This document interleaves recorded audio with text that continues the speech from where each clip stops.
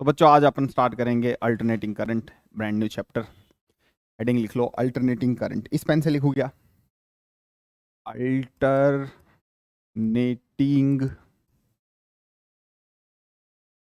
Current. Alternating की power चढ़ेगी current, ठीक है। बाय डेफिनेशन आपको समझ में आ रहा होगा कि अल्टरनेटिंग करंट हम कहेंगे किसको इस चैप्टर में। अल्टरनेटिंग का क्या मतलब होता है? जो चेंज हो, अल्टरनेट हो। इस करंट में पीरियोडिकली जो करंट की डायरेक्शन है वो चेंज होती रहेगी, और ये करंट हमारे घरों में आता है।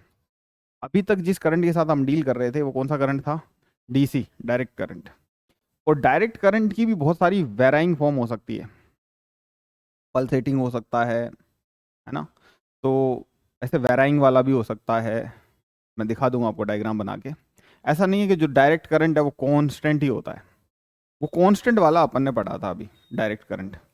उसके साथ कैपेसिटर कनेक्ट किए थे, उसके साथ ही इंडक्टर कनेक्ट किया था। जब मैंने आपको एलआर सर्किट पढ़ाया था तो जो इंडक्टर था वो किसके साथ कनेक्टेड था? डायरेक्ट करंट के साथ। अभी अपन क्या करेंगे ना, अल्टरनेटिंग करंट पढ़ेंगे।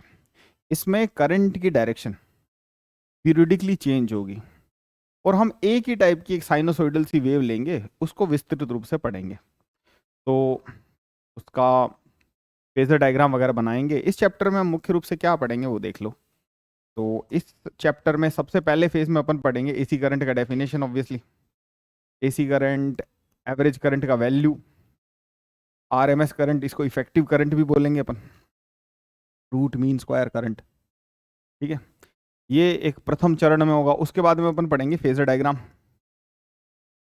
फेजर डायग्राम अच्छे से। और उसके बाद में पढ़ेंगे अपन एसी करंट जो है, एसी जो है वो अलग अलग चीज़ों के साथ, यानी कि इंडक्टर के साथ कैसे बिहेव करती है, रजिस्टर के साथ कैसे करती है, कैपेसिटर के साथ कैसे करती है, इन्हीं दो के कॉम्बिनेशन के साथ कैसे करती है, और तीनों के साथ कैसे करती है। फिर अपन पढ़ेंगे bandwidth, quality factor. Quality factor ये आपको बहुत अच्छा नॉलेज देगा अबाउट ए फ्यू थिंग्स कि आपके घर में जो एसी आ रहा है, आपका मशीन किस तरीके से एक बदलते हुए करंट के साथ अपने आप को एसोसिएट करता है। क्वालिटी फैक्टर एक बहुत इंपॉर्टेंट चीज़ होगा। पावर फैक्टर भी कोई चीज़ होगी, तो इसी में पावर के साथ साथ ही पढ़ लेंगे आप आईनी में। ये बात समझे? क्योंकि पावर तो अपन पहले ही पढ़ चुके हैं, वो यहाँ कहीं आ जाएगा बीच में। तो मेन जो हमको चीज़ें पढ़नी है वो ये वाली है, ठीक है। सबसे पहले एसी करंट का आप डेफिनेशन लिख लीजिए। एसी करंट क्या होता है? एक current which changes its direction periodically. Direction change करना उसका बहुत अनिवार्य है। ऐसा करंट जो अपनी वैल्यू सिर्फ चेंज करता है उसको हम एसी करंट नहीं कह सकते। जैसे केवल वैल्यू चेंज करता है तो, जैसे what is this, this is pulsating DC. ये एसी करंट नहीं है, क्योंकि करंट का डायरेक्शन, डायरेक्शन एक्स एक्सिस के ऊपर एक, वैसे तो स्केलर है ना। डायरेक्शन का क्या मतलब हुआ फिर? मतलब डायरेक्शन का मतलब हो गया कि एक ही तरफ जा रहा है वो। एक ही तरफ जाने का मतलब कि चार्ज का जो मोशन है वो एक ही साइड में है, उसकी वैल्यू ऊपर नीचे हो सकती है। ये डीसी है कि एसी है? ये डीसी है ना। या फिर ऐसा कोई फंक्शन लो, अम, ऐसा। ये क्या है? ये क्या है? ये भी डीसी है। तो एसी करंट कैसा होगा? ये एसी करंट है क्या? ये वाला एसी करंट है। हाँ, ठीक है। ये किसका एग्जांपल हुआ? एसी का। मैं मतलब एसी करंट बोलूंगा उस शब्द में ही, वैसे ऑल्टरनेटिंग करंट करंट हो जाएगा उसका मतलब फिर, और बोलने में आ जाता है बार बार, ठीक है। तो उसको माइंड मत करना। और ये क्या है? Direct current. और ये क्या है? Direct current. ये डीसी के एग्जांपल है। तो डीसी एसी में फर्क समझ गए?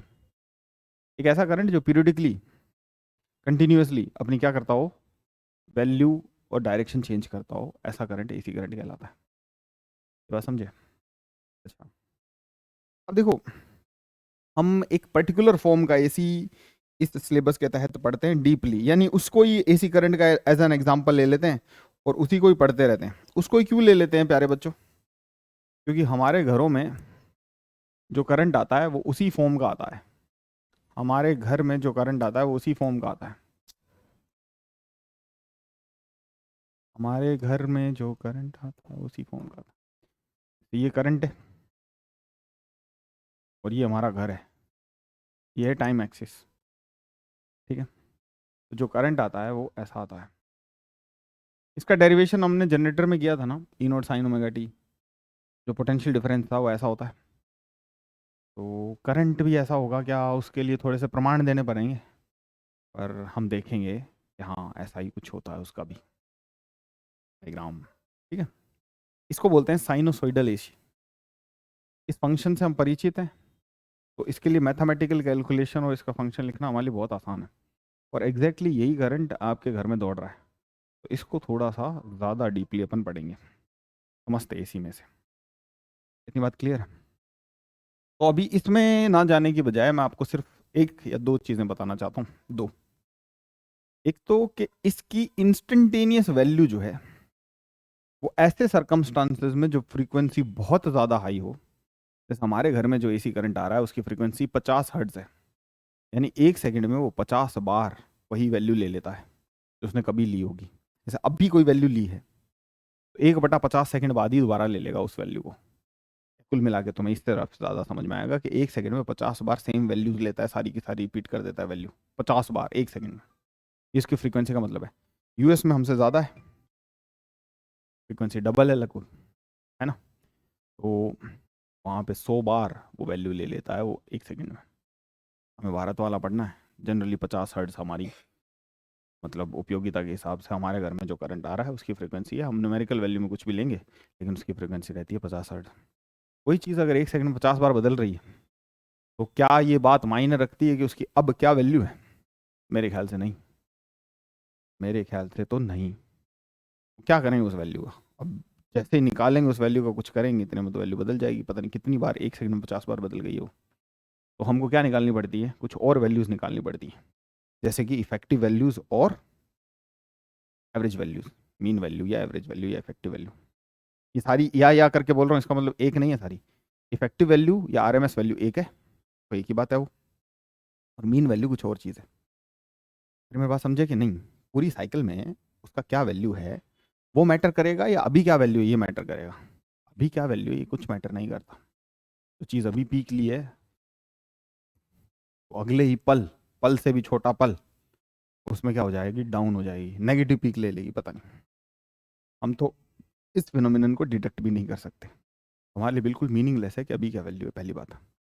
इस चैप्टर में स्टेडी स्टेट एसी पढ़ेंगे हम। स्टेडी स्टेट की एसी की कैलकुलेशन में बाय डिफ़ॉल्ट यहाँ पे जो कैलकुलेशंस के आंसर लिखूंगा वो भी हम कैलकुलेट नहीं करेंगे, मतलब उसका डेरिवेशन नहीं करेंगे बाकायदा कि ऐसे ऐसे एलसीआर तीनों ऐसे हो जाते हैं तो ये फंक्शन होना चाहिए। हम एक एक का डेरिवेशन करेंगे और तीनों के कॉम्बिनेशन को किसी फेजर डायग्राम से पढ़ेंगे।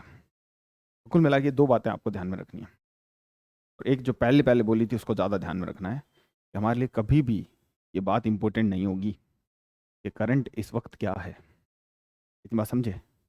तो कुछ कैलकुलेशन करते हैं और ये मीन और आरएमएस वैल्यूज़ का मतलब समझते हैं, इसका फिजिकल सिग्निफिकेंस समझते हैं, और उसके बाद में हम प्रॉपरली पढ़ेंगे कि हमारे घर में जो करंट आ रहा है उसका क्या स्ट्रक्चर और कैसा क्या कर रहा है। अभी मैं रैंडम फंक्शंस लूँगा।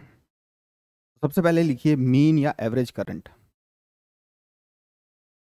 आई एवरेज। आपके जस्ट जैसे फंक्शन है वाई, वो फंक्शन है एक्स का, इसका एवरेज अपन कैसे निकालते हैं? Y is equal to F of X का एवरेज कैसे निकालते हैं? वाई का जो एवरेज वैल्यू होता है, जो वाई है वो फंक्शन है एक्स का, उसका जो एवरेज वैल्यू होता है एफ एक्स डी एक्स का इंटीग्रेशन अपॉन में डी एक्स का integration. X two minus X one लिख सकते हो या फिर लिख सकते हो डी एक्स का इंटीग्रेशन। यह आपको मैं अनंत बार बता चुका हूँ 11वीं 12वीं के सिलेबस में कि एवरेज वैल्यू ऐसे कैसे निकालते हैं। मैं फिर रिवाइज करा देता हूँ। जैसे कोई चीज़ है वेलोसिटी और वो फंक्शन है टाइम का, मान लो है, और इसका एवरेज चाहिए। इस डेफिनेशन के तहत velocity as a function of time लिखेंगे और उसको इंटीग्रेट करेंगे और अपॉन में क्या करेंगे, इंटीग्रल ऑफ टाइम। ये किसका एवरेज आएगा? इस फंक्शन वेलोसिटी का, वी एवरेज होगा ये, ठीक है। ऐसे सिंबल से दिखाऊंगा मैं, ऐसे ब्रैकेट में वी एवरेज होगा ये, ऐसा ब्रैकेट, ठीक है। यानी किसी भी फंक्शन का एवरेज हम ऐसे निकालते हैं, किसी भी फंक्शन का। 10वीं में आप पढ़ते हैं summation of x I F I upon में समेशन ऑफ एफ आई। तो ये बस इंटीग्रेशन करके दिखाया उसी को, ये एवरेज होता है किसी भी फंक्शन। ये वी डी टी क्या है? Total displacement. तो डी टी का इंटीग्रेशन क्या है? Total time. Total displacement upon total time क्या होगा? Average velocity. Total displacement upon में टोटल टाइम। तो जैसे मान लो आपके पास यहाँ पर क्या होगा? Current as a function of time होगा। तो आई का एवरेज कैसे होगा प्यारे बच्चों? कैसे लिखेंगे? Current as a function of time लिख दो, उसको क्या कर दो? इंटीग्रेट कर दो, अपॉन में वो टाइम लिख दो। डी टी का इंटीग्रेशन टोटल टाइम ही आएगा, जिसके अंतर्गत आपने वो इंटीग्रेशन किया 0 से लेकर टी तक, या फिर T1 से T2 तक करोगे तो यहाँ पे T2 माइनस T1 आएगा।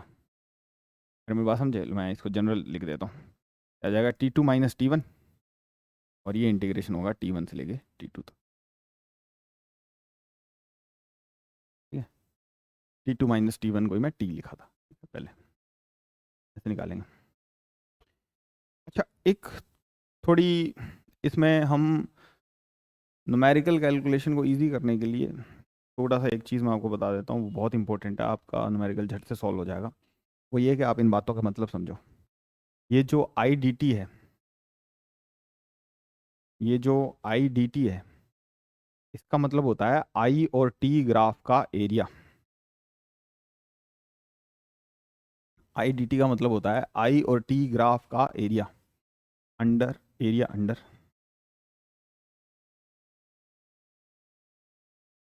I T graph and time axis. ऐसे नेचुरली हम टाइम एक्सिस ही मान लेते हैं, क्योंकि एक्स एक्सिस पे वही ले रखा है और डी टी वही है। मतलब आई टी ग्राफ के नीचे का एरिया अपॉन में टाइम। अरे आई डी टी का क्या मतलब होता है? आई टी ग्राफ का एरिया। कई बार आपको कैलकुलेशन करनी ही नहीं पड़ेगी अगर आप ये बात समझते हैं कि इसका क्या मतलब है। इसका मतलब आप जानते ही हैं पहले से इंटीग्रेशन के समेत। इसका मतलब क्या है? आई टी ग्राफ का एरिया अपॉन में टाइम। अब देखते हैं कैसे इसको कैसे यूज़ करेंगे चीज़ को। इस चीज़ को हम लोग कैसे यूज़ करेंगे वो देखते हैं। देखो, मान लीजिए मैंने आपको करंट दिया 2t+3, ठीक है। ये देखो, मतलब आपको लगेगा सर ये तो इंक्रीजिंग करंट है, यूनिफॉर्मली इंक्रीजिंग करंट है। ये डेफिनेशन इसका है 0 से लेकर टी तक। यानी कोई करंट है वो 0 से लेकर कुछ टाइम टी तक इसको ओबे करता है, उसके बाद में वो यहाँ पर किसी और चीज़ को ओबे करेगा, वैल्यू चेंज हो जाएगी उसकी। या फिर एक काम करता हूँ मैं, जिसका चित्र भी अपन बना सकें और जो फीलिंग आ सके, आप खुद ही चित्र बनाओ और खुद ही क्वेश्चन लिखो और उसके तहत कर लेते हैं, तो एक न्यूमेरिकल में दोनों हो जाएंगे। तो मैं आपको एक ड्राइंग बना के देता हूँ, उसका फंक्शन आप खुद लिखना, इस क्वेश्चन को छोड़ दो, फिर ये भी कर लेंगे वो ये, उसके अंदर दोनों चीज़ें एक साथ आ जाएगी एक ही क्वेश्चन में, ठीक है। तो वो क्वेश्चन ये है, देखो ऐसा है कि मान लीजिए कोई ऑल्टरनेटिंग करंट इस टाइप का है। हम्म, हाँ, फिर ये वैल्यू कुछ आई नोट है, ठीक है। ये टाइम कुछ टी है, टी। टी इसका टाइम पीरियड नहीं है। टाइम पीरियड क्या होता है?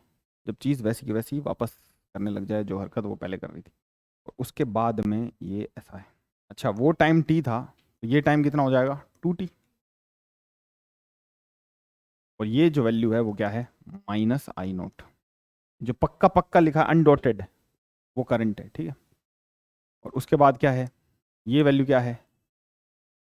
T T. यानी हर टी टाइम बाद में ये ऐसे हो जाता है। फिर आगे कैसे स्टार्ट होगा? पीरियडिकली चेंज होना है ना इसको, ऐसा। तो आपको बताना है, फाइंड करना है, find I average, average value of current find करना है इन पैरामीटर्स में। इसके लिए ना एवरेज वैल्यू के लिए एक इंटरवल में एवरेज वैल्यू निकलती है। मैंने आपको जब पढ़ाया था मोशन 1D, मैंने बोला था कि एवरेज वेलोसिटी फाइंड करो, ये क्वेश्चन इनकम्प्लीट है। एवरेज वेलोसिटी किसी ड्यूरेशन की होनी चाहिए, किसी ड्यूरेशन का एवरेज होना चाहिए। तो ये 0 से लेकर, दो आंसर फाइंड कर दो इसमें, 0 से लेकर T0, टी लिखा है तो टी कर दो, 0 से लेकर टी तक और 0 से लेकर 2t तक, आपको एवरेज वैल्यू फाइंड करनी। समझे क्वेश्चन क्या है? दो पार्ट्स में क्वेश्चन है। एवरेज वैल्यू के लिए कोई ड्यूरेशन दी होनी चाहिए प्यारे बच्चों, ठीक है, इस बात को याद रखना। देखो ऐसा है कि दो तरीके हैं हमारे पास, या तो हम करंट को as a function of time लिखें और फिर इस चीज़ को परफॉर्म करें आई डी टी। पहले करंट होगा as a function of time, फिर आई डी टी अपॉन में इंटीग्रेशन ऑफ डी टी। पहले केस में डी टी का इंटीग्रेशन हो जाएगा टी, दूसरे केस में हो जाएगा टू टी। पहले केस में लिमिट जाएगी 0 से लेकर टी तक। ये मेथड मैं प्रिफर नहीं करता अगर आप एरिया डायरेक्ट बता देते हो तो, क्योंकि ऊपर वाली लाइन का मतलब है area under I T graph. फिर भी मैं इस मेथड से करा देता हूँ क्योंकि करवाना चाहिए। उसकी क्या वजह है करवाना चाहिए क्यों बोला है मैंने? क्योंकि हो सकता है कोई ऐसा फंक्शन दिया हो, फंक्शन रूप में आपके सामने हो, फिर आप उसको ना लगा पाए। मेरी बात समझे? अरे क्लियर है? जैसे पैराबोला के नीचे के एरिया नहीं बता, लेकिन पैराबोला बना आ सकता है, और पैराबोला की क्या लिख सकते हैं हम? इक्वेशन। ठीक है, आई, तो I as a function of time, तो y is equals to M X plus C situation है, और इसका c 0 है, y इंटरसेप्ट। तो 0 से लेकर t तक y is equals to M X plus C से ही करेंगे।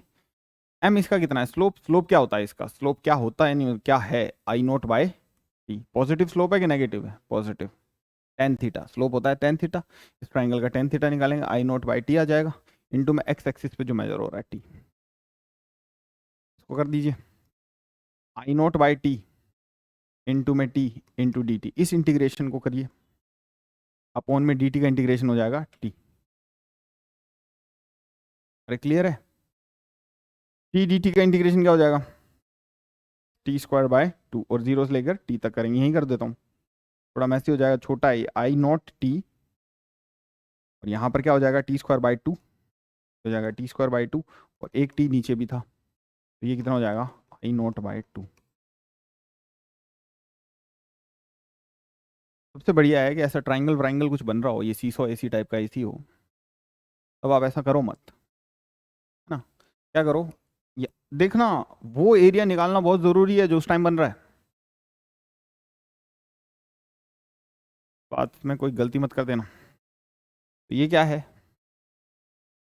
ट्राइंगल, इसका एरिया निकालना बहुत इजी है, हाफ बेस इनटू में हाइट अपॉन में टोटल टाइम भी करना है। ये तो आई डी टी का इंटीग्रेशन हुआ ना, मतलब ये जो एरिया है ये तो आई डी टी का इंटीग्रेशन हुआ ना, और टी से टी कैंसिल कर देंगे तो क्या आ जाएगा?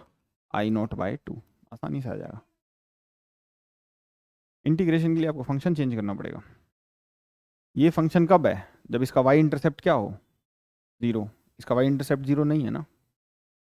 अरे हाँ क्या नहीं, माइनस टू आई नोट है। मैं बात समझ रहे हो कि नहीं समझ रहे हो? इसका स्लोप तो वही है, लेकिन y इंटरसेप्ट क्या है? डिफरेंट। फंक्शन अचानक डिसकंटिन्यूस हो गया ना, कैसे पता मेरे को डिसकंटिन्यूस हो? वही फंक्शन थोड़ी फॉलो हो रहा है, अचानक ही अपनी वैल्यू चेंज कर ली इसने। अरे क्लियर है क्या? यहाँ पे कंटिन्यूटी नहीं है ना,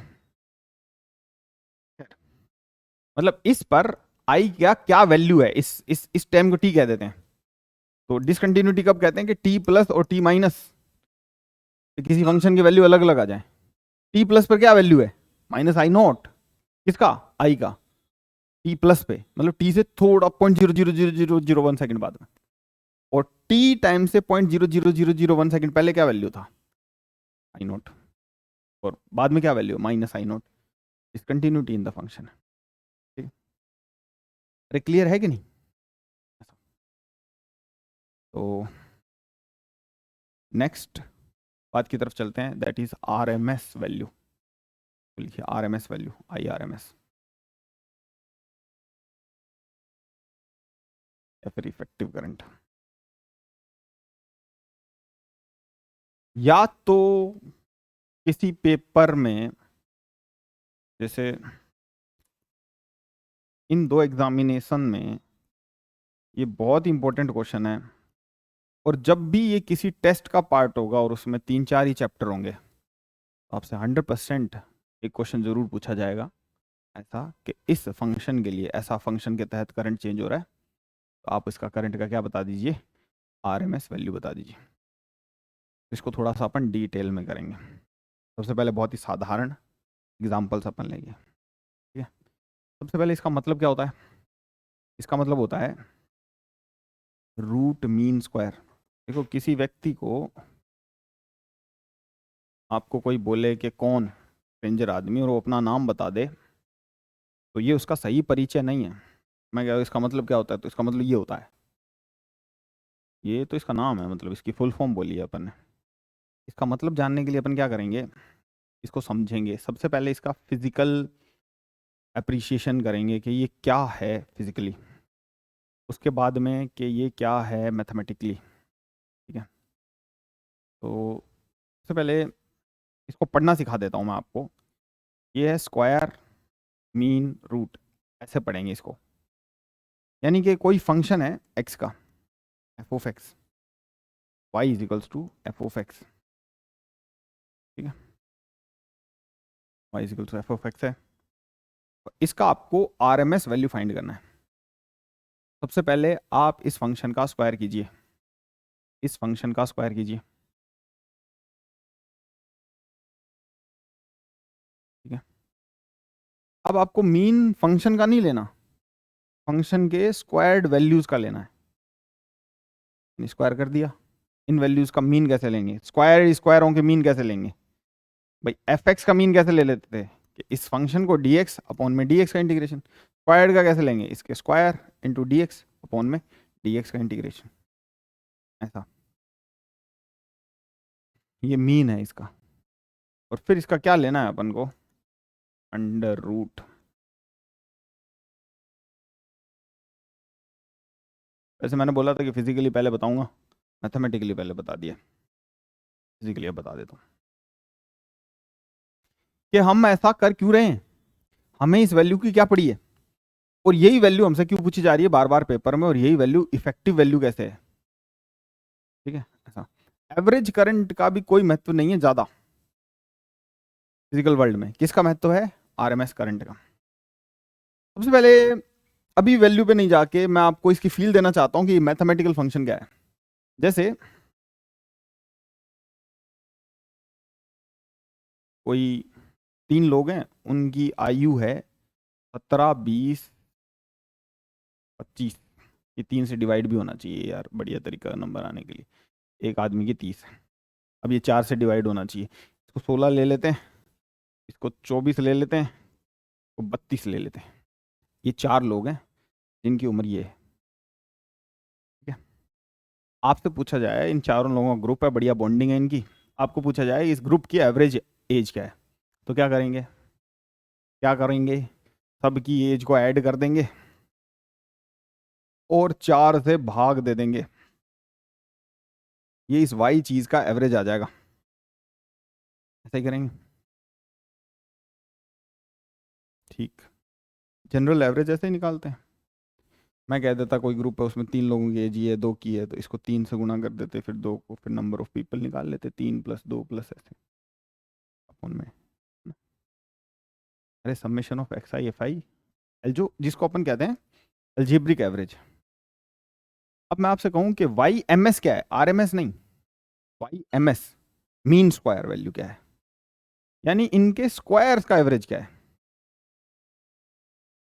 स्क्वायर्स का एवरेज क्या है। तो इनका क्या करेंगे, सबका क्या करेंगे? स्क्वायर। इधर देखेंगे, लिखने से पहले सारा टाइम देखते रहेंगे। इनका स्क्वायर करेंगे और इसका क्या करेंगे? अब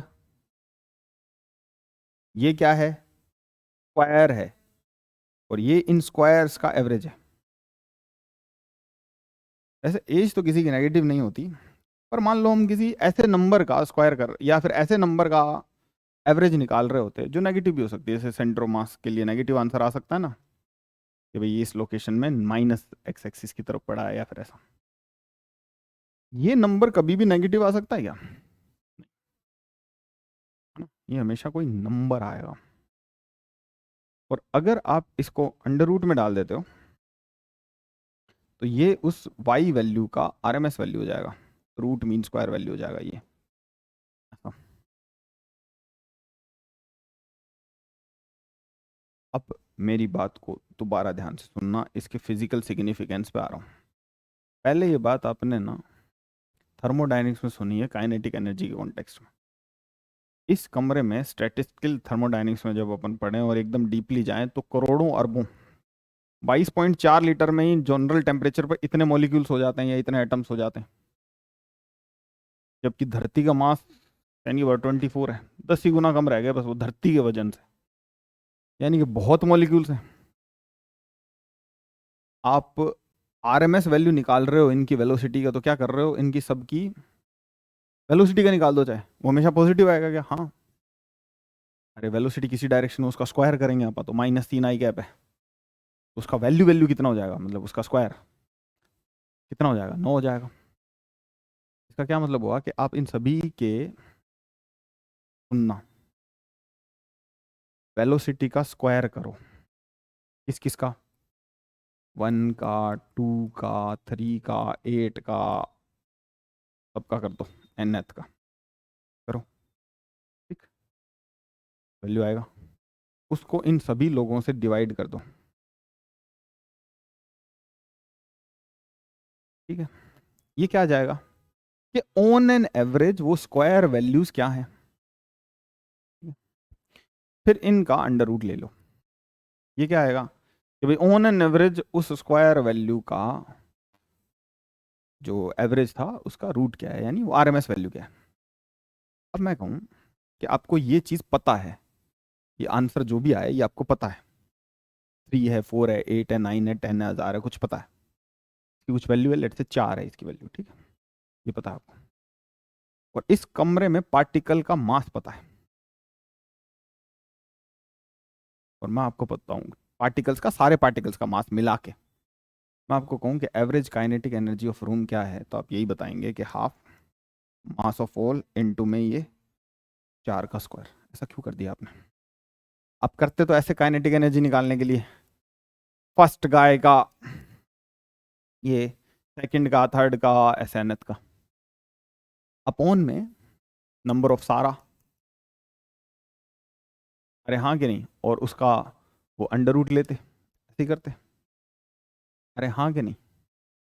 मेरे कहने का मतलब है कि ये जो वैल्यूज हैं ये पहले से ही आपको रूट मीन स्क्वायर करके मिली हुई हैं, आप इसका वैल्यू प्लग कीजिए, यही ऐसा ही तो कुछ करते हैं ना अपन, ऐसा ही कुछ कर रहे हैं वहाँ पे। वो काइनेटिक एनर्जी, ये क्या है, ये किसका आरएमएस वैल्यू है, काइनेटिक एनर्जी का, बहुत बढ़िया। अरे हाँ क्या नहीं, काइनेटिक एनर्जी का वैल्यू है क्या आरएमएस वैल्यू, पक्की बात है?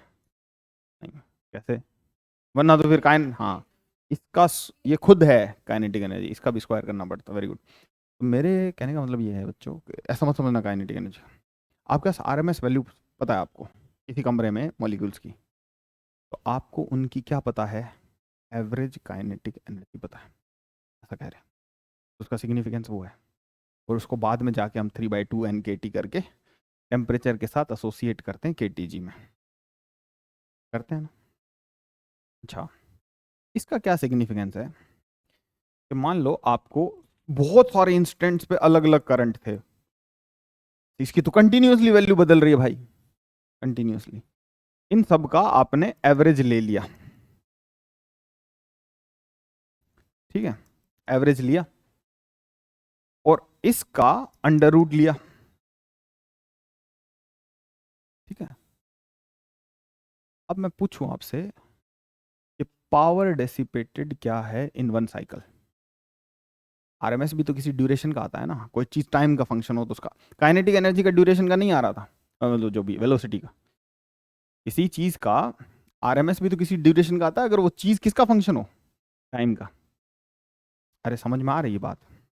अगर मैं पूछूं कि इस करंट ने कितनी हीट जनरेट करी, तो आप क्या बताओगे? ऐसे थोड़ी कहोगे कि यार तब इतना था, अब कितनी, करना तो ऐसे ही चाहिए, I²R/dt, I²R/dt, ये सब जोड़ो, हीट हीट जानने के लिए क्या जोड़ेंगे आप, I²R/dt, R/dt, R/dt, dt dt time का, और R/dt बाहर चला जाएगा, यही तो बच जाएगा, इन्हीं का average, I1² plus I2² plus I3², यही तो बच जाएगा।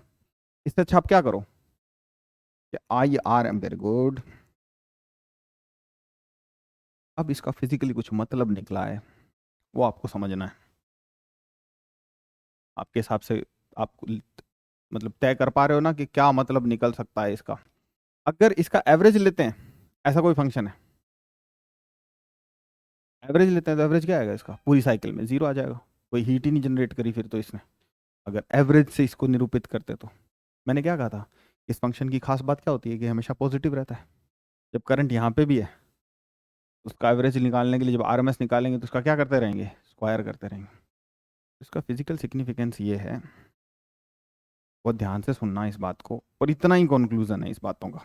इतनी देर से तो मैं आपको आरएमएस का मतलब बता रहा था, जनरल आरएमएस का। इस करंट वाले आरएमएस का मतलब ये है कि आपके पास एक आर रेजिस्टेंस है, ठीक है, और आपके पास एक और आर रेजिस्टेंस है, मतलब यही। इसमें आपने एक डीसी करंट आई फ्लो किया, जैसे ई बैटरी जोड़ देंगे तो ई बाई आर का करंट फ्लो हो जाएगा ना, आई करंट फ्लो किया। पानी गर्म करने के लिए लगा रखा था, आई करंट फ्लो किया, तो आपने देखा कि इतनी हीट जनरेट हो गई टाइम टी में, डेल्टा टी टाइम बाद में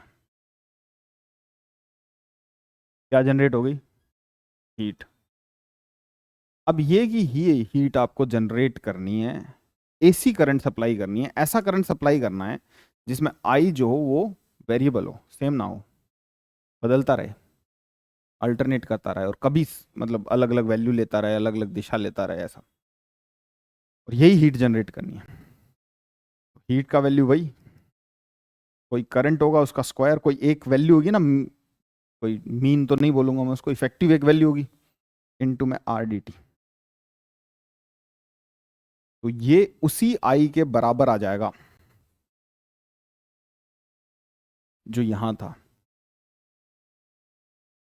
नहीं कि आरएमएस वैल्यू वो इफेक्टिव वैल्यू ऑफ करंट है जो उतनी ही हीट प्रोड्यूस कर देती है उतना ही टाइम में जो किसी डीसी सर्किट में किसी करंट ने करी। वो जो करंट्स के जो वैल्यू हैं वो दोनों क्या होते हैं, इक्वल। जैसे मान लो 10 एम्पियर ने ऐसा काम किया, तो ये कभी कुछ है कभी कुछ है, कभी भी 10 नहीं होगी, ये हो सकता है किसी इंस्टेंट पे हो भी ये 10, मतलब बहुत क्षणों के लिए 10 होगी, लेकिन ये यही हीट जनरेट इससे करवानी है, तो इसका इफेक्टिव वैल्यू भी कितना आना चाहिए, 10 ही आना चाहिए, फिर एक वैल्यू। वो आरएमएस का क्या है, सिग्निफिकेंस है, फिजिकल। तो मैथमेटिकल भी हो गया, फिजिकल भी हो गया। अब मैं मैथमेटिकल को फिर से रिपीट कर देता हूँ क्योंकि वो काम का है। फिजिकल का क्या काम है, ऐसे क्वेश्चन कैसा आएगा ऑप्शनल पेपर में कि इसका फिजिकल सिग्निफिकेंस बताइए, तो ऐसा क्वेश्चन लिख के दे सकते हैं कि वो करंट का वैल्यू बताइए जो डीसी के इस इफेक्टिव वैल्यू के करंट या फिर डीसी के इस करंट की बराबरी करता हो। तो यानी वो आपसे इनडायरेक्टली क्वेश्चन को लंबा करके यही पूछ रहे हैं कि आरएमएस वैल्यू आप बता दो इसकी, ठीक है। बस ये इतना समझाने का सिर्फ परीक्षा की दृष्टि से यही मतलब हुआ, और आरएमएस चीजों का सिग्निफिकेंस क्या है वो मतलब हुआ इसका, ठीक है।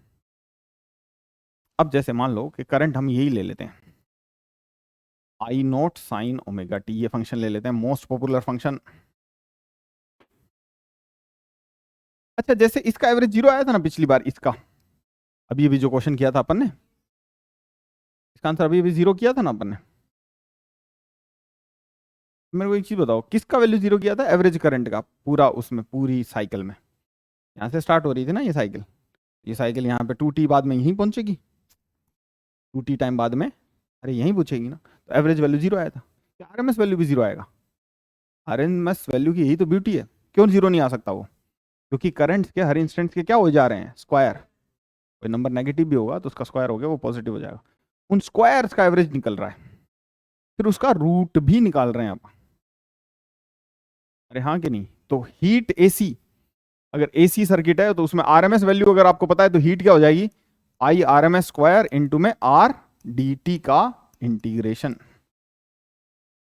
हालांकि ये कोई एक ही वैल्यू आएगी, आर अगर टाइम का फंक्शन नहीं है तो इसको इंटीग्रेट करने की जरूरत नहीं है, इंटू टाइम कर सकते हैं सीधा, डीसी जैसा ही मामला हो जाएगा ना, एक ही वैल्यू जैसा। खैर, ये फंक्शन है और इसका आरएमएस वैल्यू कैलकुलेट करना सीखते हैं, बोलिए। नहीं नहीं, आर आई मतलब आई आर एम एस की वैल्यू को पुट करेंगे तो वही हीट आएगी ऑब्वियसली। हाँ हाँ, का मतलब भी वही है ना कि कौन सी, कोई हीट हीट के लिए ही उसको किसके लिए दिया था, वीआरएमएस ऐसे ही क्यों निकालना चाहते हैं, हमें क्या पड़ी है ऐसा कोई टर्म निकालने की, क्यों निकाल रहे हैं, क्योंकि हम काइनेटिक एनर्जी का एवरेज चाहते हैं, और हम यहाँ पे क्या चाहते हैं इन सर्किट में, पावर, हीट। हीट का भी कोई सिग्निफिकेंस नहीं है, पावर का है, मैंने आपको एसी से पहले डीसी में पढ़ाया था ना, कि मान लो कि आपने कितनी एनर्जी खपत करी वो तो टाइम के साथ बढ़ती ही जाएगी। सूरज की गर्मी से किसी चीज को गर्म करना है तो आप बहुत टाइम के लिए उसके सामने रख दो तो वो कम भी इंटेंस है अभी टाइम बढ़ाने पे हीट तो उसके अंदर जनरेट हो ही जाएगी, हीट तो जनरेट हो ही जा रही है, उसका टेम्परेचर तो बढ़ेगा ही। What matters is the intensity. ऐसे ही heat dissipated per unit time matter करता है, कि तुम 1 घंटा चलाओगे इस पंखे को तो पर यूनिट टाइम कितनी है। 1 किलोवाट आवर में मतलब अपन एक यूनिट जो यूनिट सरकती है, तो अपन ने मान लो वाट है, वाट तो एनर्जी पर सेकंड है ना। तो अपन कह देंगे इतनी पर सेकंड लग रही है भाई तुम्हारी एनर्जी, अब तुम देख लो, क्योंकि एनर्जी तो 200 साल करते रहोगे तो 200 से अलग इन्फ्लुएंस आ जाएगा ना, तो उसका सिग्निफिकेंस कम है। तो इसलिए अपन याद नहीं है कि पावर ही पावर, पावर ही पावर देखते रहते थे। अरे हाँ कि नहीं ऐसा। तो अपने पास कोई करंट है I naught sine omega T का, कोई करंट है, पीरियडिक है, ठीक है, आपको फंक्शन भी आता है इसका। तो आपको फाइंड करना है, मान लो फाइंड करना है पहला तो आई एवरेज। इसको एरिया अंडर द कर्व से कर सकते हैं क्या? हाँ, साइनोसॉइडल ग्राफ का अगर आपको एरिया रटा हुआ है तो, ठीक है, अदरवाइज आपको इंटीग्रेशन से ही करना पड़ेगा। दूसरा आई आर एम एस, ठीक है, आई एवरेज का 1 फुल साइकिल 0 से लेकर टी, और टी होगा इसका 2 पाई बाई ओमेगा टाइम के बाद में, वो आपको खुद ही फाइंड करना रहेगा। और मैं लिख देता हूँ 0 से लेकर 2 पाई बाई ओमेगा, इसका भी, ये दोनों चीज़ें फाइंड कीजिए। हाँ तो बच्चों पहले पार्ट का क्या आंसर आएगा? पूरे टाइम पीरियड में मैं ग्राफ ही बना के दिखा देता हूँ यार आपको, ऐसा कुछ ग्राफ आएगा ये, क्या आंसर आएगा इसका? इस ग्राफ का जो एरिया होगा वही इस ग्राफ का एरिया, मतलब ग्राफ तो एक ही है, जो इस पार्ट का एरिया होगा वही इस पार्ट का एरिया होगा, जो भी होना है, मुझे नहीं पता क्या होना है, पता तो आपको होना चाहिए एज ए स्टूडेंट कि क्या एरिया आता है इसका, पर नहीं भी पता तो पूरी साइकिल में इसका इंटीग्रल हो जाएगा 0। क्यों? क्योंकि एरिया अंडर द ग्राफ ही देगा। हाँ, आधी का पूछते तो कुछ हो रहा था, तो मैं आधी का भी कैलकुलेट कर देता हूँ, इसका तो आंसर 0 हो जाएगा यहीं। मैं t/2 तक का कैलकुलेशन कर देता हूँ, t/2 तक में तो ये एरिया पॉजिटिव है, यानी ये टाइम होगा पाई बाई ओमेगा, क्योंकि ये फंक्शन साइन ओमेगा टी जो है, ए साइन ओमेगा टी अपने आप को 2 पाई बाई ओमेगा समय के बाद रिपीट करता है। ये अपन ने डिटेल में बात करी हुई है पहले भी बेसिक मैथ्स में। 0 से लेकर पाई/ओमेगा तक इंटीग्रेट करना है, तो इसको किससे मल्टीप्लाई करेंगे? dt से, और इंटीग्रेट कर देंगे अपॉन में टाइम। टाइम कितना हो जाएगा? t/2, t/2 मतलब पाई/ओमेगा, अपॉन में टाइम भी कर दिया, और 0 से लेकर पाई/ओमेगा। इसका क्या हो जाएगा? Omega I not by pi, जल्दी जल्दी करो, माइनस कॉस, मैं लिमिट फ्लिप कर देता हूँ, पाई/ओमेगा से 0 कर देता हूँ, माइनस कॉस खा जाएंगे, माइनस नहीं लगाना पड़ेगा, कॉस ओमेगा टी अपॉन में ओमेगा आ जाएगा इसका इंटीग्रेशन, राइट, इंटीग्रेशन डिवाइड हो जाता है, ओमेगा से ओमेगा कट जाएगा, कॉस 0 1, और फिर कॉस इसमें पाई/ओमेगा पुट करेंगे तो पाई रह जाएगा, कॉस पाई -1, 1 माइनस -1 यानी 2, तो 2 I0/पाई आ जाएगा आंसर, ठीक है। हाफ साइकिल में क्या एवरेज आएगा? 2I0/पाई, और पूरी साइकिल में क्या आएगा? I0/पाई,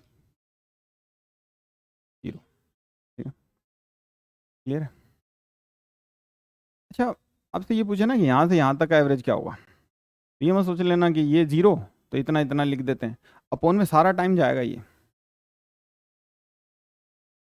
टाइम का जब डिवाइड करते हैं तो पूरा टाइम जाएगा, इट्स नॉट लाइक RMS, ठीक है। RMS में एक अलग ब्यूटी है, वो देखिए, इसी फंक्शन का IRMS फाइंड करना है, किस फंक्शन का IRMS तो फाइंड करना है, कौन कौन फंक्शन है, आई क्या है? I0, यानी इस करंट का पीक वैल्यू है I0, इसका स्क्वायर कीजिए सबसे पहले, फिर ये क्या है? टोटल वैल्यू, और ये क्या है? मीन वैल्यू, और लास्ट में ले लूंगा मैं इसका रूट, ये IMS लिख देते हैं, एक साथ नहीं करते सारी चीज़ें, बार बार रूट लगाना पड़ेगा, I0 स्क्वायर, राइट, I0 को बाहर फेंक दो, तो आई आर एम एस क्या हो जाएगा, आई M S mean square I naught square by T, इसको लिख सकते हैं 1 minus cos 2 omega T by 2, sine square theta लिख सकते हैं 1 माइनस कोस 2 थीटा बाई 2, ऐसा लिखना ही पड़ेगा आपको, अभी तक इंटीग्रेट हुआ नहीं है, इसकी इंटीग्रेशन की लिमिट जाएगी 0 से लेकर, फुल साइकिल के लिए दिया था तो 2 pi by omega, I R M S क्या हो जाएगा I naught square by T,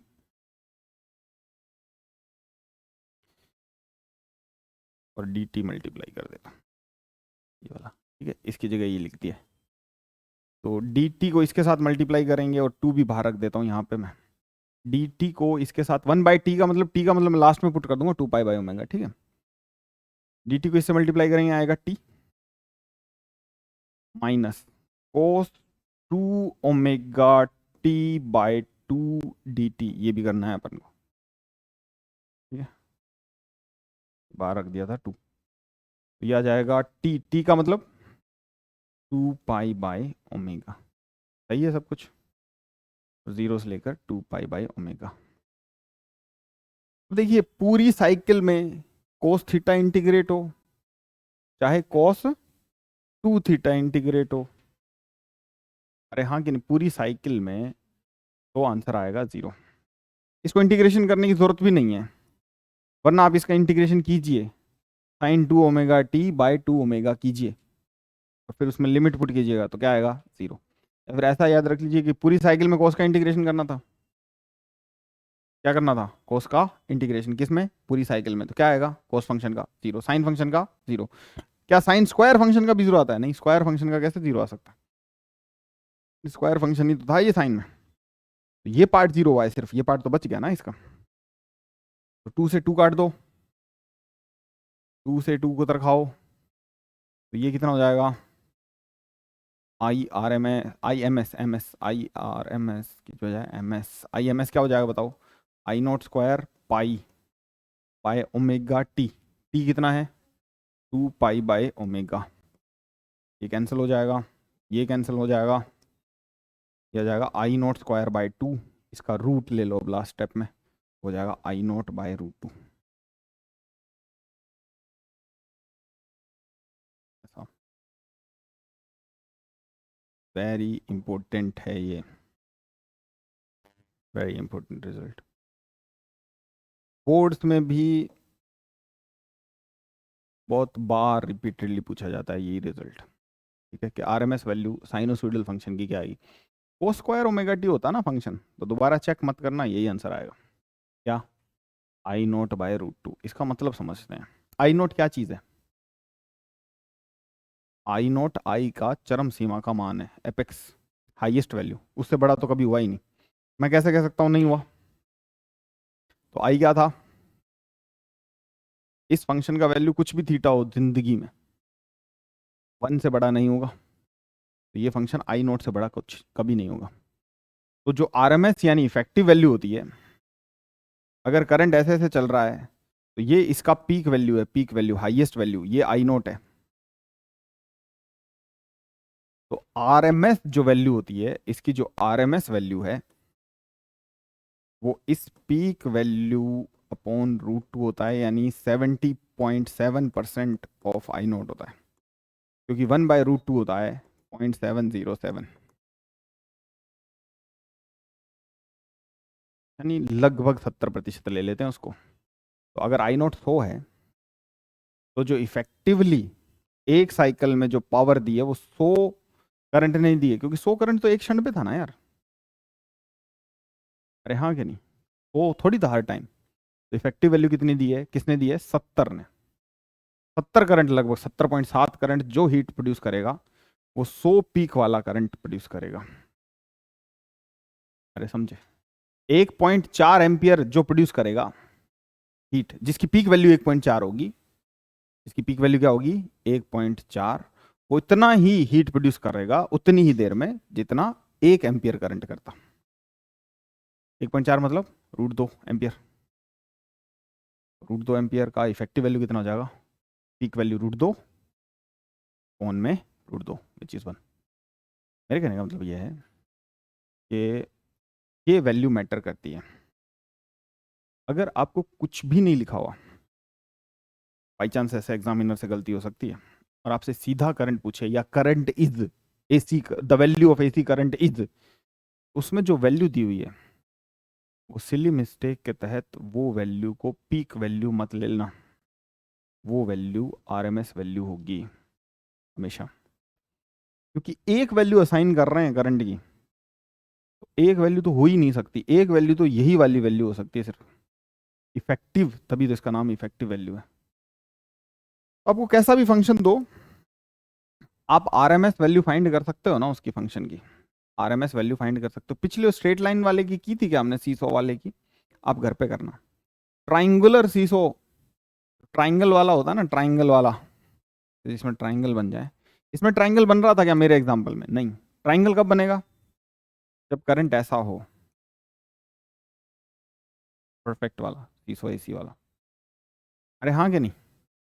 तब इसका होता है आई नोट बाय रूट 3, घर पे इसको डिराइव करना। क्या आता है? इसका एरिया वेरिया करके नहीं कर पाएंगे अपन, अरे मेरी बात समझे। और ये कौन, हम एक्चुअली किसका एवरेज निकाल रहे थे? अगर इसका आरएमएस वैल्यू निकालना है, इस फंक्शन का आरएमएस वैल्यू निकालना है, तो हम किसका मीन निकाल रहे थे? स्क्वायर्स का। किसका मीन? मीन हम किसका निकाल रहे थे? इसका। और फिर उस मीन का क्या ले रहे थे? Under root. तो I square versus time graph कैसा बनेगा? स्क्वायर फंक्शन जैसा, ऐसा। आई नोट स्क्वायर इसका पीक होगा, और ऐसा ऐसा।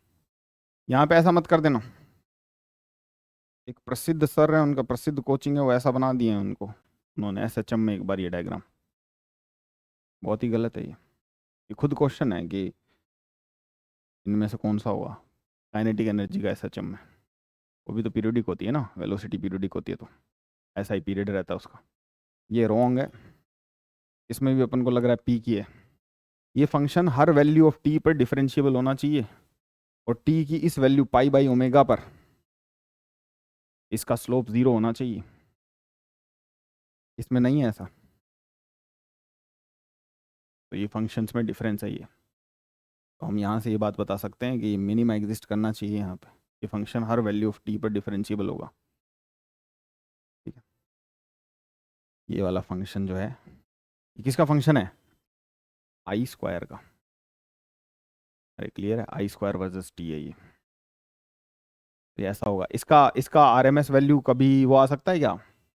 आरएमएस वैल्यू तो क्या मतलब सो रहा है, इसका एवरेज ले रहे हैं हम एक तरीके से। अब इसका एवरेज वैल्यू नेगेटिव आ सकता है क्या? नहीं, इसका average value I naught by root 2 है, हम ऐसा कह रहे हैं, एवरेज वैल्यू का रूट। इसका एवरेज वैल्यू क्या है? इसका एवरेज वैल्यू है I naught by 2, average value I naught square by 2। Clear है? आई नॉट स्क्वायर का एवरेज आई नॉट स्क्वायर के टर्म्स में आएगा ना, ऐसा। अच्छा, सवाल को एक डीसी प्लस एक एसी के सुपरपोजिशन के तहत दिया जाता है। जैसे आपको दे दिया कि ये करंट है as a function of time, ये कौन सा करंट है? डीसी करंट, और ये वैल्यू लेट से ए है, और एक ये ग्राफ है, और इनको सुपरपोज कर दिया, ये है बी साइन ओमेगा टी। यानी ये वैल्यू ऑफ करंट कितनी है? बी, हाईएस्ट वैल्यू, और नीचे वाली माइनस बी। इसको सुपरपोज कर देंगे तो फंक्शन बनेगा I is equals to A plus B sine omega T. ठीक है, A plus B sine omega T, ये फंक्शन बनेगा। इसका आरएमएस वैल्यू फाइंड करना है, करो। इनको सुपरपोज कर देंगे करंट्स को, ये फंक्शन बनेगा टी बराबर 0 पर करंट क्या है? ए, ना कि 0। हमको तो मैथमेटिकल फंक्शन से मतलब है, हम क्या करेंगे? इसका स्क्वायर करेंगे, उन स्क्वायर का क्या लेंगे? एवरेज लेंगे, और वो जो एवरेज वैल्यू जो भी आएगी उसका क्या लेंगे? अंडर रूट, स्क्वायर मीन फिर रूट। करो, इसका स्क्वायर करो, फिर एवरेज ले, एवरेज मतलब वन साइकिल में 0 से लेकर 2 पाई/ओमेगा। अच्छा, एक इंटरेस्टिंग फैक्ट बोल दूं मैं, प्लीज प्लीज इधर देखिए, बहुत इंपॉर्टेंट है। पिछले सवाल में जो एवरेज वैल्यू थी, इसका एवरेज ले रहे थे अपन, और फिर उसका क्या ले रहे थे, रूट। अरे हाँ कि नहीं, इसका एवरेज ले रहे थे। मैं ये कह रहा हूं कि आप यहां तक लेते, आपने तो कहां तक एवरेज लिया था। देखो एक्चुअल फंक्शन की जिसका स्क्वायर किया था वो फंक्शन ऐसा था, यहाँ पे उसकी वैल्यू क्या हो रही थी, 0, फिर क्या हो रही थी, नेगेटिव, तो उसका स्क्वायर करेंगे तो ऐसा ही होगा। अरे हाँ कि नहीं, इंटेंसिटी वाले में तो बनता है, वेव ऑप्टिक्स में भी तो ये है ना, वहाँ पे भी स्क्वायर फंक्शन होता है, कोस स्क्वायर फाई वाला। खैर, मैं ये कह रहा हूँ कि यहाँ तक की एवरेज लो, क्या एवरेज आएगी इसकी, इसका एरिया अपॉन में टाइम, उसका रूट लोगे पॉजिटिव आएगा। और यहाँ तक की एवरेज लोगे क्या वही आएगी, हाँ। यहां से लेकर यहां तक की लो और उसको डबल से डिवाइड कर दो, क्या वही आएगी, वही एरिया है, डबल बार हो गया बस। तो पाए चाहे पाई बाय ओमेगा में लो, चाहे इसकी एवरेज, किसकी, इसकी, किसकी, I naught sine omega T, RMS value चाहे इसकी 2 पाई/ओमेगा तक की बजाय हाफ साइकिल की निकाल दो, आप कर लेना उसमें लिमिट पुट करके। 2 पाई/ओमेगा की बजाय कितनी की निकाल दो, पाई/ओमेगा की, वो क्या आएगी, आरएमएस वैल्यू क्या आएगी, दोनों बार क्या आएगी, सेम। क्या आएगी, सेम। करके देखना घर पे, घर पे क्या चेंज हो जाएगा कि वो लिमिट जो है वो पाई/ओमेगा तक चला जाएगा, तो टाइम भी नीचे जो डबल लिखा होता है 2 पाई/ओमेगा, वो भी पाई/ओमेगा लिखेगा, तो 2 से 2 का फैक्टर कट जाएगा, वही आंसर आ जाएगा सेम। आना भी चाहिए ग्राफिकली, फील वाइज। अब हमको जो सवाल करना है वो ये है, ये वाला, निकालो इसका आंसर। सबसे पहले स्क्वायर करो, फिर ये करो, मीन निकालो, फिर रूट लो, ये होगा आरएमएस। करो, शाबाश, स्क्वायर करो इस फंक्शन का, फिर मैं आपको इसके बारे में कुछ और बताऊंगा। √a² + b² / 2, मतलब a और b दोनों के अपॉन में 2 है। ओके, देख लेते हैं। सबसे पहले उस फंक्शन का स्क्वायर करेंगे, क्या स्क्वायर होगा, a² + b² sin² ω t dt, dt का भी स्क्वायर कर देंगे क्या, अपॉन में 1/t, t का वैल्यू मैं लास्ट में पुट कर दूंगा 0 टू, मतलब 0 टू क्या, 2 पाई/ओमेगा, a² dt, यानी a² t हो जाएगा उसका इंटीग्रेशन, प्लस इसका हमको अलग से ही पता है, अरे सॉरी एक और टर्म आएगा ना, 2ab वाला टर्म मत लिखूं क्या यार, क्योंकि उसको पूरी सर्कल में, साइकिल में इंटीग्रेट करेंगे तो 0 आ जाएगा, 2ab sin omega t dt, यह आ जाएगा इंटीग्रेशन प्यारे बच्चों, तो a dt का हो जाएगा a² t, t का वैल्यू लास्ट में पुट करेंगे, प्लस इसका अकेले का हो जाएगा b² sin² वाले का b²/2, करके दूं क्या इंटीग्रेशन पूरी साइकिल में, अरे मेरी बात समझे, और इसका क्या हो जाएगा 0, और b² t भी आएगा, क्योंकि 0 से t तक करेंगे तो t का टर्म dt वाला मल्टीप्लाई हो जाएगा। अरे I0² / 2 नहीं आ गया था उसका यार, b की जगह I0 था यार, इसको अलग से करेंगे इंटीग्रेट, dt के साथ मल्टीप्लाई करके, 3 इंटीग्रेशन इकट्ठे हो गए ना, इसको अलग से करेंगे, इसको अलग से करेंगे, इसको अलग से करेंगे, इसका 0 कैसे चिपका दिया सीधा, कंप्लीट साइकिल की वजह से, अरे हाँ कि नहीं, और 1/t है ही बाहर, ये I का मीन स्क्वायर वैल्यू आ जाएगा, फिर उसका रूट भी लेना है अपन ने, तो क्या आ जाएगा कुल मिला के, अपॉन में t, अपॉन में t, अपॉन में t, अपॉन में t, तो a² + b²/2 आ जाएगा, और आरएमएस लिखना है तो इसका रूट ले लेंगे, इसको याद कर लेंगे कि कांस्टेंट प्लस साइनोसॉइडल फंक्शन, ध्यान से देखना याद क्या करना है, अगर तुम्हें जरा भी दुविधा है तो तुम दोबारा करना, ठीक है। इसका क्या हो जाएगा, मीन स्क्वायर क्या हो जाएगा, a² + b²/2, root mean square हो जाएगा इसका, ये a² + b²/2, इसके साथ 2 नहीं आएगा। अब एक चीज सोचो यार कि कोई करंट ए है, तो रूट मीन स्क्वायर क्या आएगा, ए, उन्हीं ए का स्क्वायर, सारे ए का स्क्वायर अपॉन में ये, और उसका रूट ए ही आएगा। अरे हाँ कि नहीं, उसकी वजह से, सिर्फ अगर उसकी वजह से कंट्रीब्यूशन लेते तो ए कंट्रीब्यूशन आता, के साथ और फंक्शंस एसोसिएटेड है, साइन फंक्शन उसके साथ सुपरपोज कर रहा है, उसका अलग निकाल देंगे, दोनों को ऐड कर देना। मतलब मैं याद रखने के तरीके बता रहा हूँ, वरना मेथड तो वो है ही। अब एक और चीज ले लेते हैं। देखो, अगर मैं ये कंप्लीट वाली चीज नहीं बताऊंगा तो आपको गलत फहमी हो जाएगी, और फिर मैं इसमें से ना, इसमें से आपको वो पार्ट बता दूंगा जो आपको याद रखना है। जैसे मान लो आपके पास ऐसा फंक्शन है, एक तो है आई बराबर आई नॉट साइन ओमेगा टी, या ए ले लेते हैं, अलग अलग कोफिशिएंट भी ले लेंगे इसके, ए। दूसरा है B sine omega T plus phi, superpose कर दो, यानी कि find I R M S और I one plus I two, इसका R M S value find करना है। यानी कि कुछ ऐसा फंक्शन का A sine omega T plus plus B sine omega T plus five का आपको R M S value find करना है इस फंक्शन का। करो, कैसे सॉल्व करेंगे हम इस फंक्शन का? क्या करेंगे, स्क्वायर करेंगे। सबसे पहले स्क्वायर कर दीजिए, ए स्क्वायर। सबसे पहले तो मैं इसको ओपन कर देता हूँ, इसको, इस ब्रैकेट को, ठीक है। A sine omega T plus B sine omega T cos phi plus B cos omega T sine phi, if I am not wrong, ऐसा ऐसा ओपन हो जाएगा। सही है, देख लो। साइन ओमेगा टी टर्म्स एक तरफ रख लो, कोस ओमेगा टी टर्म्स एक तरफ रख लो। मतलब मैंने सिर्फ साइन ए प्लस बी का ब्रैकेट ओपन किया है, sine A cos B plus cos A sine B, और बी तो उनसे मल्टीप्लाइड था, सिर्फ आई को ही लेके बैठे हुए हैं, अब इसको कुछ नहीं किया। तो A plus B cos phi into sine omega T plus हाँ कोस ओमेगा टी वाले टर्म कॉमन लेने थे, तो B sine phi, cos omega T इसी में है बस, कोस ओमेगा टी। इतनी बात समझ में?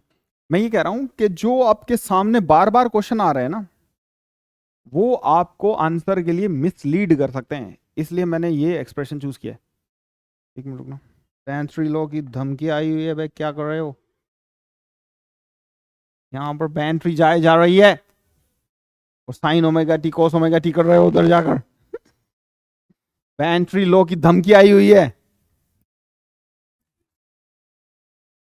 हाँ, देखो यहां पर इसको मैं कुछ भी लिख लेता, ये कांस्टेंट है क्या ए? हाँ, फाई कांस्टेंट है क्या? फाई, फाई टाइम का फंक्शन था, है ना? नहीं था? हाँ, तो फाई कांस्टेंट है, फाई तो नहीं था टाइम का फंक्शन। तो इसको मैं कुछ और कांस्टेंट लिख देता हूं, आर कोस थीटा लिख दूं। ऐसा चूज करने का कारण सिर्फ मुझे पता है, यहाँ पे थीटा भी क्या होगा, कांस्टेंट, तुम्हें नहीं पता चलेगा। ऐसा क्यों चूज किया है? हमारे पास मैथ्स नहीं थी ना 11वीं 12वीं में। तो R cos theta, R cos theta क्या है?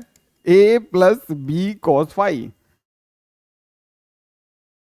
और बी साइन फाई भी अनदर कांस्टेंट है, उसको भी मैं ऐसा ही लिख लेता हूं, आर साइन थीटा लिख देता हूं। इसका भी कारण सिर्फ मुझे पता है, ठीक है। दोनों तरफ स्क्वायर करके ऐड कर दो, क्योंकि हमें पता करना है कि हमने जो आर लिखा है वो कौन है। हम खुद ही लिख रहे हैं, हमें पता नहीं है। तो अभी आर स्क्वायर क्या हो जाएगा? A square plus B square cos square phi plus B square sine square phi, दोनों तरफ स्क्वायर करना था, 2ab cos फाई, और ऐड करना था। तो आर स्क्वायर क्या आ जाएगा? वेक्टर जैसा आ जाएगा ना ये फेजर में, A square plus B square plus 2ab cos phi आ जाएगा आर। एंड हमने खुद लिखा था, लेकिन हमें थीटा भी नहीं पता क्या है। तो थीटा क्या है? टेन थीटा, इसको इसको डिवाइड करो तो ये क्या हो जाएगा, B sine phi if you need it someday upon में A plus B cos phi. I hope you never will, but ये थीटा हो जाएगा टेन इनवर्स ऑफ दिस। अब देखो बहुत शानदार चीज आने वाली है बोर्ड पे, देखो इसको क्या लिखेंगे, आर कॉस थीटा। अरे यार बोलना, आर कॉस थीटा, आई बराबर क्या हो जाएगा, आर कॉस थीटा। मैं तो नाटक कर रहा हूं, मुझे पहले से पता है R cos theta sine omega T होना चाहिए, और वो हो जाना चाहिए R sine theta cos omega T, क्योंकि पिछले 2000 सालों से यही हो रहा है इस घर में। यहां पे देखो, यहां पे देखो, देख रहे हो गए यहीं पे, तो ये हो जाएगा आर, जिसका वैल्यू हमें पहले से पता है, जो पहले नहीं पता था। तो यहां पे आएगा sine omega T plus theta. Are you satisfied with this आई? इसका आरएमएस लेना है। इसका आरएमएस क्या होता है, peak value by root two. अरे हाँ कि नहीं, इसका आरएमएस क्या होता है, peak value by root two. Peak value क्या है, आर। तो आई आर एम एस हो जाएगा A square plus B square plus two A B cos five by two root. हम बार बार अपने स्कूल और कोचिंग के मॉड्यूल्स में, स्कूल का भी मॉड्यूल होता है क्या, स्कूल के पाठ्यक्रम में और कोचिंग के मॉड्यूल्स में हम ये बार बार एनकाउंटर करते हैं प्यारे बच्चों। इसका आंसर सिर्फ A square plus B square by two करके छोड़ देते हैं रूट में, क्योंकि वहां पे वो फंक्शन होता है, एक तो होता है जानबूझ के वो यही फंक्शन लिखते रहते हैं, कौन सा, कि आई बराबर है A cos omega T plus B sine omega T. तो इसको ऐसा लिख सकते हैं ना, B sine omega T plus A sine omega T plus pi by two. जो फाई है वो क्या हो जाएगा, पाई बाई टू, फिर जनरल हो जाएगा, पाई बाई टू डालेंगे तो ये टर्म जीरो हो जाएगा, और हमें पता भी नहीं चलेगा ये टर्म कभी था, होना चाहिए था यहाँ पे। तो इसका जल्दी से बताओ RMS value, A square plus B square plus two A B cos pi by two. Cos pi by two यानी 500, zero, A square plus B square by two, done. अब बस लास्ट, जैसे ये है, और ये इसको मैं टू लूंगा, two two sine omega T plus three cos omega T. इसका आरएमएस वैल्यू बताना है, तो सॉल्व नहीं करेंगे, क्या करेंगे, इसका स्क्वायर, इसके स्क्वायर में कुछ टू कुछ नहीं होता, प्लस इसका स्क्वायर प्लस इसका स्क्वायर बाय टू का रूट, आंसर हो जाएगा। ट्रिक रट गई तुमको। इसका आरएमएस वैल्यू क्या होगा फंक्शन का, इसके लिए मत रट लेना कोस कुछ, A by root two, peak by root two. इसका प्लस समथिंग एल्स का किया था वो कॉस फाइव वाला। अरे हाँ कि नहीं, दो करंट सुपरपोज थे फेजर वाले, वो फेजर में तुमको डिटेल में और ज्यादा फील के साथ पढ़ेंगे, फिजिकल फील के साथ। ये कौन सी फील थी फिर, ये मैथमेटिकल था कि मैथमेटिकली ये रिजल्ट आना चाहिए। अब बहुत बार यही एनकाउंटर करेंगे, साइन ओमेगा टी, ये है sine omega T plus phi, और फाई यहाँ पे कितना है, pi by two. Sine sine theta में sine theta plus pi by two क्या हो जाएगा, कोस थीटा। तो फाई जो है वो पाई बाई टू है यहाँ पे, है ना, ऐसा। तो अगर बढ़िया क्वेश्चन आया तो गलत हो जाएगा रट्टा मारने से। हाँ, अगर रट्टा मारना ही है तो आप इस बात के रट्टा मार दीजिए। और ये रहा वो डायनेमिक रिजल्ट जो कड़ी मेहनत के बाद हमने प्रोड्यूस किया था, क्योंकि हमें नहीं पता था कि आर क्या है। ठीक है।